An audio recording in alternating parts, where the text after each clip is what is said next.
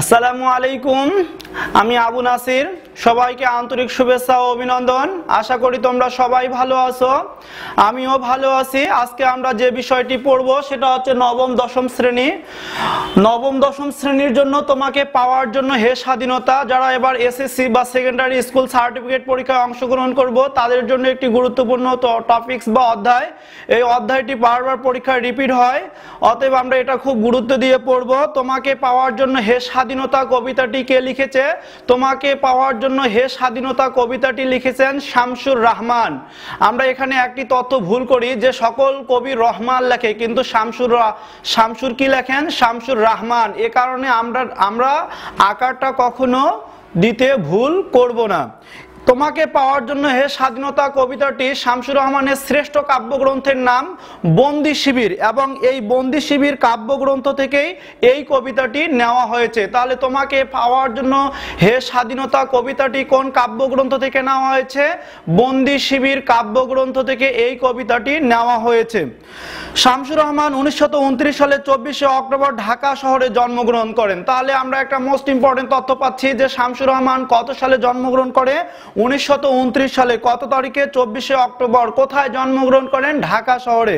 তার পৈতৃক নিবাস, পৈতৃক মানে পিতার, নিবাস মানে বাড়ি, তার পিতার বাড়ি বা তার পিতার বাসস্থান, নিবাস মানে কুটির, ম্যানশন ইত্যাদি, নরসিংদী জেলার রায়পুরা থানার পাড়াতলি গ্রামে। এই শামসুর রহমান কিন্তু নাগরিক কবি হলেও তিনি গ্রামকে নিয়ে কিন্তু অনেক সুন্দর একটি কবিতা লিখেছেন, অনেকগুলো। তার মধ্যে একটি লাইন বলি যে মেঘনা নদীর দেব পারি কললা এক নাই, আবার আমি যাব আমার পাড়াতলির গায়ে। এই যে পাড়াতলি গ্রাম, মেঘনা নদী পার হয়ে এই গ্রামটিকে পাওয়া যায়। তার পিতার নাম মুখলিসুর রহমান চৌধুরী, মাতার নাম আমেনা খাতুন। তিনি 1945 সালে ঢাকা পোগোজ স্কুল থেকে মেট্রিক বা এসএসসি বা সেকেন্ডারি স্কুল সার্টিফিকেট পরীক্ষায় অংশগ্রহণ করেন এবং ঢাকা কলেজ থেকে 1947 সালে ইন্টারমিডিয়েট বা উচ্চ মাধ্যমিক পাশ করেন। তিনি ঢাকা বিশ্ববিদ্যালয় থেকে স্নাতক বা সম্মান ডিগ্রি লাভ করেন। পেশাগত জীবনে বা কর্মজীবনে শামসুর রহমান একজন সাংবাদিক ছিলেন। তাহলে প্রশ্নটা মোস্ট ইম্পর্টেন্ট যে পেশাগত জীবনে বা কর্মজীবনে শামসুর রহমান কি ছিলেন? সাংবাদিক ছিলেন। তিনি একনিষ্ঠভাবে কাব্য সাধনায় নিয়োজিত ছিলেন, বিশেষ করে মধ্যবিত্ত জীবনের প্রত্যাশা। তাহলে শামসুর রহমানের কাব্যগ্রন্থে কোন কোন বিষয়গুলো ফুটে উঠেছে? বহুপদী প্রশ্ন, রমান সংখ্যা দিয়ে 1 ও 2, 1 ও 3, 2 ও 3, 1, 2, 3। তার জীবনের প্রত্যাশা, তার কাব্যগ্রন্থে জীবনের প্রত্যাশা, হতাশা, বিচ্ছিন্নতা, বৈরাগ্য ও সংগ্রাম ইত্যাদি বিষয়গুলো শামসুর রহমানের কাব্যগ্রন্থে ফুটে উঠেছে। এগুলো রমান সংখ্যা দিয়ে বহুপদী নৈর্ব্যক্তিক প্রশ্ন আসতে পারে। এরপর বলছে উপমা ও চিত্রকল্পে তিনি প্রকৃতি নির্ভর এবং বিষয় উপাদানে হচ্ছে শহর কেন্দ্রিক। শামসুর রহমান, যেমন আমরা বলি কাজী নজরুল ইসলাম বিদ্রোহী কবি, ঠিক তেমনি পল্লী কবি হচ্ছে জসিমউদ্দিন। নাগরিক কবি কার উপাধি? এই শামসুর রহমান শহরকে নিয়ে লেখার কারণে তাকে আমরা বলি নাগরিক কবি। এ কারণে তার কবিতার উপাদানগুলো ছিল শহর কেন্দ্রিক বা নগর কেন্দ্রিক। তার প্রধান কাব্যগ্রন্থ, প্রথম এই প্রধানগুলোর বলছে তার প্রথম অন্যতম বা প্রধান কাব্যগ্রন্থ হচ্ছে প্রথম গান দ্বিতীয় মৃত্যুর আগে। এটি শামসুর রহমানের প্রথম কাব্যগ্রন্থ, প্রথম গান দ্বিতীয় মৃত্যুর আগে। এরপর বলছে রৌদ্র করটিতে বিধ্বস্ত নীলিমা নিরালোকে দিব্যরোদ নিজ বাসভূমে বন্দি শিবির থেকে। এই যে বন্দি শিবির থেকে, এই কবিতাটি কোন কাব্যগ্রন্থ থেকে নেওয়া হয়েছে? বন্দি শিবির কাব্যগ্রন্থ থেকে নেওয়া হয়েছে। এটি তার শ্রেষ্ঠ কাব্যগ্রন্থ। তারপর বলছে দুঃসময়ের মুখোমুখি, ফিরিয়ে নাও ঘাতক কাটায়, এক ধরনের অহংকার ইত্যাদি, এগুলো হচ্ছে সব তার কাব্যগ্রন্থ। এরপর বলছে এছাড়াও তার কিছু অনুবাদ কবিতা ও শিশুতোষ গ্রন্থ। শিশুতোষ গ্রন্থ মানে শিশুদের জন্য বা ছোটদের জন্য রচনা, আর অনুবাদ মানে আমি তো আগের ক্লাসেও বলছি যে সাহিত্য দুই প্রকার, একটা হচ্ছে মৌলিক সাহিত্য আর একটা হচ্ছে অনুবাদ সাহিত্য। অনুবাদ সাহিত্য মানে পৃথিবীর অন্যান্য দেশের যে সাহিত্যগুলো আছে এগুলো যদি ট্রান্সলেট করে দেওয়া হয় সেটাকে আমরা বলি অনুবাদ সাহিত্য। এরপর বলছে অনুবাদ সাহিত্য আছে শামসুর রহমানের অন্যান্য অসাধারণ কৃতিকর্মের জন্য বা কবি কীর্তির জন্য তিনি একাডেমি পুরস্কার, অর্থাৎ বাংলাদেশের শিক্ষার বিদ্যাপীঠ ঢাকা বিশ্ববিদ্যালয়, আর ঢাকা বিশ্ববিদ্যালয়ের প্রাণকেন্দ্র হচ্ছে বাংলা একাডেমি। এই বাংলা একাডেমি এটি 1955 সালে প্রতিষ্ঠিত হয় ঢাকা বিশ্ববিদ্যালয়ের ভিতরে। বাংলা একাডেমি পুরস্কার 21 পদক সহ অসংখ্য পুরস্কার ও সম্মাননায় ভূষিত হন শামসুর রহমান 17 আগস্ট 2006 সাল। তাহলে শামসুর রহমান কত সালে মারা যান? 2006 সালে মারা যান। কত তারিখে? 17 আগস্ট মারা যান। এই রানিং মাস বা বর্তমান যে আমরা যে আজকে ক্লাস নিচ্ছি এই মাসেই তিনি মারা গেছেন। তাহলে আমরা এখন কবিতাটিতে চলে আসি। তোমাকে পাওয়ার জন্য হে স্বাধীনতা, তাহলে কাকে পাওয়ার জন্য? আমাদের যে এই রক্তক্ষয়ী যুদ্ধ 1971 সালে যুদ্ধ হয়েছিল, এই যুদ্ধটাকে চিরস্মরণীয় ইতিহাসে স্থান দেওয়ার জন্য, সাহিত্য চর্চার মধ্যে দিয়ে দেশের সেবা করার জন্য, দেশের নাগরিকের দুঃখ কষ্ট তুলে ধরার জন্য তিনি এই কবিতাটি লিখেছেন যে সাহিত্যে 1971 সালে বাংলাদেশের কোন কোন শ্রেণী যুদ্ধে অংশগ্রহণ করেছে, সকল শ্রেণীর লোক বা সকল শ্রেণী পেশার লোক এই কবিতাটিতে ফুটে তুলেছেন যে বাংলাদেশ কার কার অবদানে বাংলাদেশটি স্বাধীন হয়েছে, পৃথিবীতে নতুন একটি জন্ম নিয়েছে, বাংলাদেশ নামের পৃথিবীতে নতুন একটি দেশ, কার কার অবদানে সেই লোকগুলোর কথা এখানে সবারই তুলে ধরা হয়েছে। অর্থাৎ সাহিত্য চর্চার মধ্য দিয়ে দেশের সেবা করার অঙ্গীকার করেছে। বলছে তোমাকে পাওয়ার জন্য হে স্বাধীনতা, তোমাকে পাওয়ার জন্য আর কত ভাসতে হবে রক্ত গঙ্গা। তাহলে গঙ্গা, বাংলাদেশে যেই নদীটি পদ্মা নামে পরিচিত, এটা ভারতে গঙ্গা নামে পরিচিত। তাহলে অবিভক্ত বাংলার সময় বাংলাদেশ ও ভারত যেই নদীটি ছিল সেটার নাম ছিল গঙ্গা। আমরা দেশ স্বাধীন হওয়ার পর আমাদের দেশের অংশটাকে নাম দিয়েছি পদ্মা। ইন্ডিয়াতে বা ভারতে এই নদীটির নাম এখনো গঙ্গা। তাহলে গঙ্গার জল বা গঙ্গার পানি কি হয়েছে? স্বাধীনতার মুক্তি রক্ত লাল, রক্তে লাল হয়ে গেছে। তাহলে রক্ত গঙ্গা আর কত দেখতে হবে খণ্ডব দাহন। খণ্ডব দাহন শব্দের অর্থ ভীষণ অগ্নিকাণ্ড। আমরা এই তথ্যটাকে অবশ্যই জেনে রাখবো যে খণ্ডব দাহন শব্দের অর্থ কি? খণ্ডব দাহন শব্দের অর্থ ভীষণ অগ্নিকাণ্ড। তুমি আসবে বলে হে স্বাধীনতা, অর্থাৎ আমাদের এই 71-এর স্বাধীনতা সাকিনা বিবির কপাল ভাঙলো। তাহলে স্বাধীনতাকে পাওয়ার জন্য কার কপাল ভাঙছে? সাকিনা বিবির।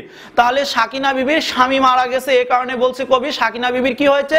কপাল ভাঙছে। শীতির সিঁদুর মুছে গেল হরিদাসীর। তাহলে কার স্বাধীনতাকে পাওয়ার জন্য কার শীতির সিঁদুর মুছে গেছে? হরিদাসীর শীতির সিঁদুর মুছে গেছে। আমরা আরেকটি প্রশ্ন পাইতে পারি যে শীতির সিঁদুর কিসের প্রতীক? শীতির সিঁদুর হচ্ছে সধবার প্রতীক। শীতিতে সিঁদুর নাই, কিসের প্রতীক? বিধবার প্রতীক। তাহলে শীতির সিঁদুর মুছে গেছে কথাটির অর্থ কি দাঁড়িয়েছে? যে হরিদাসী কি হয়েছে? হরিদাসী বিধবা হয়েছে, তার স্বামী এই যুদ্ধে মারা গেছে। পাক হানাদার বাহিনী তারা যে মুসলিম হয়ে শুধু মুসলিমকেই হত্যা করেছে না, হিন্দুদেরকেও রক্ষা করেনি। হিন্দু মুসলিম যাকেই পেয়েছে তাকেই আমাদের মেরে ফেলেছে। 30 লক্ষ লোক এভাবে জীবন দিয়েছে কার জন্য? স্বাধীনতার জন্য। তারপর বলছে তুমি আসবে বলে হে স্বাধীনতা, শহরের বুকে জলপাই রঙের ট্যাং এলো। তাহলে ট্যাং 1971 সালে মুক্তিযুদ্ধে ব্যবহৃত ট্যাংটির কালার বা রং কেমন ছিল? জলপাই রং। আমরা প্রশ্নটাকে আন্ডারলাইন করব, উত্তরটাকে গোল দাগ দিব। তাহলে তথ্য কোনটা? যেটা আমরা প্রশ্ন সেটাকে আন্ডারলাইন করলাম আর উত্তরটাকে গোল দাগ দিলাম। তাহলে আমরা বুঝতেই পারলাম এটা প্রশ্ন হয়, এটা উত্তর হবে। তাহলে পৃথক করার সুযোগ হবে, সুবিধা হবে। বলছে জলপাই রঙের ট্যাং এলো দানবের মতো চিৎকার করতে করতে। দানব শব্দের অর্থ দৈত্য বা অদ্ভুত মানুষ, অদ্ভুতের মতো। বলছে দানবের মতো চিৎকার করতে করতে। তাহলে দানবের মতো চিৎকার করতে করতে শহরে কি এলো? জলপাই রঙের ট্যাং এলো। তুমি আসবে বলে হে স্বাধীনতা, ছাত্রাবাস বস্তি ও উজাড় হলো। তাহলে আমরা দুইটি শ্রেণী আরো পেয়েছি, এর আগে সাকিনা বিবি পেয়েছি, হরিদাসী পেয়েছি, তারপরে আমরা পাচ্ছি কি? ছাত্রাবাস। অর্থাৎ আমাদের বাংলাদেশের যারা ভাষার, আমাদের বাংলাদেশের ভবিষ্যৎ যারা আমাদের এই বাংলাদেশকে ধরে রাখবে, ছাত্র যারা, এই ছাত্র সমাজকে হত্যা করা হচ্ছে। বস্তি যারা অর্থ সম্পদ কিছুই নাই, রাস্তার মানুষ, তাদেরকেও হত্যা করা হচ্ছে। এবং রিকোয়েললেস রাইফেল 1971 সালে মুক্তিযুদ্ধে ব্যবহৃত রাইফেল কি ছিল? রাইফেলটির নাম ছিল রিকোয়েললেস রাইফেল। আধুনিক এমএম অস্ত্র না, এর চেয়েও ভারী অস্ত্রর নাম হচ্ছে রিকোয়েললেস রাইফেল।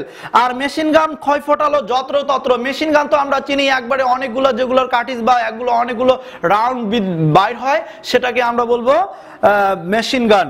বলছে তুমি আসবে বলে ছাই হলো গ্রামের পর গ্রাম। তার মানে বাংলাদেশে যে 68,000 গ্রাম আছে, একটার পর এক সবগুলো গ্রামকে এই পাক হানাদার বাহিনী জ্বালিয়ে দিচ্ছে।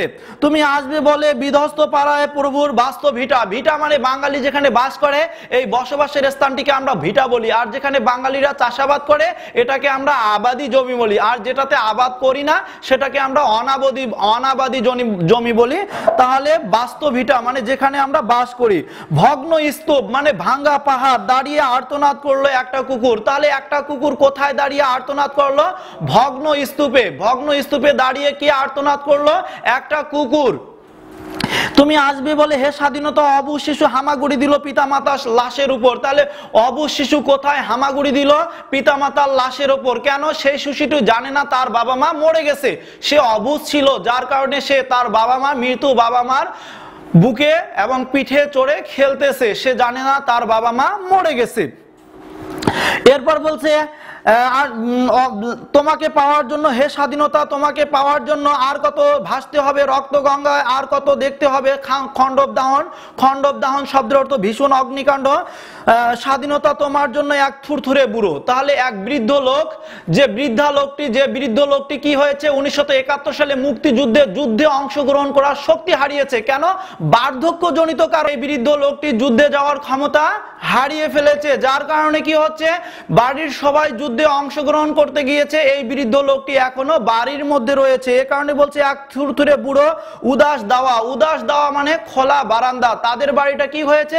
পাক হানাদার বাহিনীরা পুড়িয়ে দিয়েছে। উদাস দাওয়ায় বসে আছেন, তার চোখে অপরাহ্ন। অপরাহ্ন শব্দের অর্থ বিকেল, অর্থাৎ একটি দিনের তিনটি ভাগ। পূর্বাহ্ন মানে সকাল, মধ্যাহ্ন মানে দুপুর, আর অপরাহ্ন মানে বিকেল। তাহলে বিকেলে, তার বিকেল বলতে এখানে কবি বোঝাতে যাচ্ছে এই বৃদ্ধ লোকটি বার্ধক্যজনিত কারণে যুদ্ধে অংশগ্রহণ করতে পারতেছেন না। দুর্বল আলোর ঝিলিক, বাতাসে নড়েছে চুল। তাহলে এই বুড়োর বাতাসে কি হচ্ছে? চুলগুলো উঠতেছে। স্বাধীনতা তোমার জন্য মোল্লাবাড়ির এক বিধবা দাঁড়িয়ে আছে। মোল্লা শব্দের অর্থ হুজুর, অর্থাৎ পাক হানাদার বাহিনী মুসলিম হয়ে আমাদের এই বাংলাদেশের মুসলিমগুলা, মোল্লা মানে যারা মুসলিম ধর্মের সেবা করে, ধর্ম চর্চা করে, এই মোল্লা মানুষটিকেও হত্যা করেছে। তার বউ বিধবা হয়েছে, তার বাড়িটাতে আগুন লাগিয়ে দিয়েছে। এখন বলছে দেখো মোল্লা বাড়ির এক বিধবা দাঁড়িয়ে আছে। বিধবা মানে তিনিও স্বামী হারিয়ে ফেলেছেন। নরবরে খুঁটি ধরে, নরবরে দগ্ধ ঘরের খুঁটি ধরে, দগ্ধ মানে পড়া। তাহলে তাদের বাড়িটাও পুড়িয়ে দিয়েছে। মোল্লাকে মেরে ফেলেছে, মোল্লার বউ বিধবা হয়েছে, এবং তাদের বাড়িটাতে কি করে? তাদের বাড়িতে আগুন লাগিয়ে দেওয়া হয়েছে। এখন এই মোল্লা বাড়ির বউ অসহায় হয়ে রাস্তায় পড়ে আছে বা বাড়ির খুঁটি ধরে দাঁড়িয়ে আছে। তোমাকে পাওয়ার জন্য হাড্ডিসার এক অনাথ কিশোরী শূন্য থালা হাতে বসে আছে পথের ধারে। অনাথ শব্দের অর্থ ইতিম। অনাথ শব্দের অর্থ ইতিম, যার বাবা মা নাই। তাহলে অনাথ মানে ইতিম, কিশোরী মানে যার বয়স টেনেজ মানে 13 থেকে 19 বছর বা এর চেয়ে কম, এইরকম মেয়েকে বলি আমরা কিশোরী মেয়ে। তাহলে এক কিশোরী মেয়ে শূন্য থালা মানে ফাঁকা থালা, খালি থালা নিয়ে কোথায় দাঁড়িয়ে আছে? পথের ধারে। কেন? ভিক্ষার জন্য বা কিছু খাওয়ার জন্য। কে দিবে? সবাই তো নিজ নিজ ব্যস্ত, কারো জীবন সুখে নাই, সবাই বিপন্ন। এই হাড্ডিসার অনাথ কিশোরীকে, হাড্ডিসার বলতে তার হাড্ডি এবং মাংস একাকার হয়ে গেছে, যে হাড্ডি কোনটা মাংস কোনটা বুঝার কোনো উপায় নাই। বলছে তোমার জন্য সগির আলী শাহবাজপুরের জোয়ান কৃষক। তাহলে শাহবাজপুরের জোয়ান কৃষকের নাম কি? শাহবাজপুরের জোয়ান কৃষকের নাম হচ্ছে সগির আলী। আমরা এটা অবশ্যই জেনে রাখবো, এটা মোস্ট ইম্পর্টেন্ট। শাহবাজপুর কোথায় অবস্থিত? বরিশালের প্রাচীন, বরিশাল জেলার প্রাচীন নাম হচ্ছে শাহবাজপুর। আমরা অবশ্যই, যেমন আমাদের দিনাজপুর জেলার প্রাচীন নাম কি? গন্ডোয়ানা ল্যান্ড। তাহলে শাহবাজপুর কার নাম? শাহবাজপুর হচ্ছে বরিশাল জেলার পূর্ব নাম। তাহলে সগির আলী শাহবাজপুরের জোয়ান কৃষক। জোয়ান মানে যা মাঝ বয়সী, 40 বছরের মতো, এইরকম জোয়ান কৃষককে বলে জোয়ান কৃষক। কেষ্টদাস জেলেপাড়ার সাহসী লোকটা। তাহলে জেলেপাড়ার সাহসী লোকটার নাম কি? জেলেপাড়ার সাহসী লোকটার নাম কেষ্টদাস। একটি বলছে সে সাহসী মানুষ। এরপর মতলব মিয়া মেঘনা নদীর দক্ষ মাঝি। মতলব মিয়া কোন নদীর দক্ষ মাঝি? মেঘনা নদীর দক্ষ মাঝি। অথবা আসতে পারে মেঘনা নদীর দক্ষ মাঝির নাম কি? মতলব মিয়া। গাজী বলে নৌকা চালায় উদ্যম ঝড়ে। এই মতলব মিয়া ঝড়ের মধ্যেও কি করে? নৌকা চালাতে পারে। আসলে আমরা যে ঝড় বৃষ্টি তুফান সাইক্লোন সিডর পাই, এটার উৎপত্তি হয় সাগরে, সাগর থেকে নদীতে সহজে আসে। এ কারণে কবি বলছে যে উদ্যম ঝড়েও কে নৌকা চালাতে পারে? মতলব মিয়া নৌকা চালাতে পারে, ঝড়ের বিপরীতেও বা ঝড়ের মধ্যেও। রুস্তম শেখ ঢাকা রিক্সাওয়ালা। তাহলে রুস্তম শেখ কার নাম? ঢাকা রিক্সাওয়ালা। পাক হানাদার বাহিনী বাংলাদেশের কিশোরী, অনাথ কিশোরী, মহিলা, পুরুষ, হিন্দু, মুসলিম কোন শ্রেণীর লোককেই যে বাদ দেয়নি, সে চরিত্রগুলাই কবি এখানে নিয়ে এসেছে। বলছে রিক্সাওয়ালা, ঢাকা রিক্সাওয়ালা। তাহলে ঢাকা রিক্সাওয়ালার নাম কি? রুস্তম শেখ। রুস্তম শেখের পেশা কি? ঢাকা রিক্সাওয়ালা। হাওলা, তার ফুসফুস এখন পোকার দখলে, অর্থাৎ পাক হানাদার বাহিনী রাস্তায় পেরে মেরে দিয়ে চলে গেছেন। এই লোকটাকে দাফন করার মতো আরেকটি বাঙালি নাই, সবাই ছোবার মতো ছুটে চলেছে এই স্বাধীনতাকে বাঁচার জন্য, বাংলাদেশের স্বাধীনতাকে রক্ষা করার জন্য। একে যেহেতু কি করা হয়নি, দাফন করা হয়নি, রাস্তায় পড়ে আছে, তার ফুসফুস অথবা লাংস যেটাকে ইংরেজিতে বলি, এটা এখন কে খাচ্ছে? পোকায় খাচ্ছে। কেন? দেখতে পাচ্ছি যে তাকে দাফনও করা হয়নি। আর রাইফেল কাঁধে বনে জঙ্গলে ঘুরে বেড়ান এক তেজি তরুণ, যার পদভারে। তাহলে বাংলাদেশ স্বাধীন হয়েছে, কার অবদান বেশি? তেজি তরুণ। তেজি তরুণ মানে কি? তরুণ মানে যারা কেবল যুবক হতে যাচ্ছে, আমাদের মতো বয়স, যারা কি করে স্কুল অথবা কলেজ লেভেলে পড়ে, এদেরকে আমরা কি বলি? তেজি তরুণ। এদের পদভার মানে পায়ের আঘাতে বা পায়ের ভারে বাংলাদেশ কি হয়েছে? বাংলাদেশ স্বাধীন হয়েছে। এদের অবদান সবচেয়ে বেশি। বলছে পৃথিবীতে একটি নতুন পৃথিবী জন্ম হতে চলছে। তাহলে একটি নতুন পৃথিবী বলতে কবি কি বুঝিয়েছেন? এখানে বাংলাদেশের কথা বলছেন। বলছে নতুন পৃথিবী জন্ম হতে চলছে, সবাই অধীর প্রতীক্ষা মানে অপেক্ষা করতেছে কিসের জন্য? বাংলাদেশের স্বাধীনতার জন্য। তোমার বলছে প্রতীক্ষা করছে তোমার জন্য হে স্বাধীনতা। পৃথিবীর এক প্রান্ত থেকে অন্য প্রান্তে জনন্ত। তাহলে এক প্রান্ত মানে পৃথিবীর যে দিকগুলো আছে, পূর্ব পশ্চিম উত্তর দক্ষিণ ঊর্ধ্ব অধ যতগুলো দিক আছে, সব দিক থেকে এই ঘোষণার ধ্বনি প্রতিধ্বনি। ঘোষণা কি? আমরা স্বাধীনতা পাচ্ছি, আমরা বিজয় পাচ্ছি। এই বিজয়কে বরণ করার জন্য বলছে নতুন নিশান উড়িয়ে, নিশান শব্দের অর্থ পতাকা বা ফ্ল্যাগ বা নিশান। তাহলে আমরা পতাকা পেয়েছি, আমরা স্বাধীনতা পেয়েছি। আমরা আমাদের পতাকা পাই নাই, অবশ্যই পেয়েছি। পতাকার আরেকটি সমার্থক শব্দের নাম কি? নিশান। নিশান উড়িয়ে দামামা বাজিয়ে, দামামা মানে জয়ের ঢোল। আমরা যখন স্বাধীনতা উদযাপন করি, ঢাক ঢোল পিটাই উদযাপন করি। দিক বিদিক মানে পূর্ব পশ্চিম উত্তর দক্ষিণ বাংলাদেশের চতুর্পাশে, এই বাংলায় তোমাকে আসতেই হবে হে স্বাধীনতা। তাহলে এই বাংলায় মানে এই বাংলায় আসতে হবে না, আসতেই হবে। তাহলে স্বাধীনতাকে, কারণ পৃথিবীতে স্বাধীনতা ছাড়া কোনো মানুষই বাঁচতে পারে না। বাঙালিরাও এই স্বাধীনতার জন্য কতগুলো জীবন দিয়েছে? 30 লক্ষ লোক জীবন দিয়েছে। তাহলে 30 লক্ষ লোকের রক্তের বিনিময়ে আমরা এই স্বাধীনতা পেয়েছি। এই স্বাধীনতা আমাদের ধরে রাখার নৈতিক ও আইনগত দুটি দায়িত্ব। তাহলে আমরা অবশ্যই আমাদের স্বাধীনতাকে কি করব? সম্মান করব, শ্রদ্ধা করব, এবং এই স্বাধীনতা রক্ষার জন্য আমরা নিবেদিতভাবে নিজের জীবনকে বিসর্জন দেওয়ার মনোভাব বা মেন্টালিটি নিয়ে আমরা এই পৃথিবীতে বা এই বাংলাদেশে বেঁচে থাকার চেষ্টা করব। আশা করা যায় আমরা এই কবিতাটি বুঝে গেছি। তাহলে অবশ্যই যদি যেটি বুঝি নাই, মাথার উপর দিয়ে চলে গেছে, সেটা অবশ্যই তোমরা কমেন্ট বক্সে লিখবা। তাহলে আমরা মাথার ভিতর দিয়ে যাওয়ার চেষ্টা করব। সবাই ঘরে থাকবো, সবার সুস্বাস্থ্য, উজ্জ্বল ভবিষ্যৎ ও দীর্ঘায়ু কামনা করে এখানেই বিদায় নিচ্ছি। আল্লাহ হাফেজ। পরবর্তী ক্লাসে আবার দেখা হবে ইনশাআল্লাহ।